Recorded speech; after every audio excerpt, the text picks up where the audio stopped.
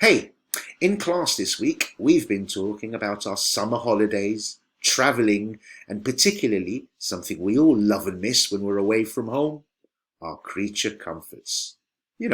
Creature comforts. Those little things that make life feel extra comfortable and more enjoyable, like your favourite pair of slippers, your nice hot shower at home, your underfloor heating, your fast home internet, and so on. Creature comforts are those little treats or things we can't live without. Think a hot cup of coffee in the morning in your favourite mug, slipping into your favourite slippers, or wrapping yourself up in your favourite fluffy blanket. It's those simple pleasures that make everyday life feel extra special, more homely. So, what's your go-to creature comfort? What little things do you miss when you're away from home or camping up in the mountains?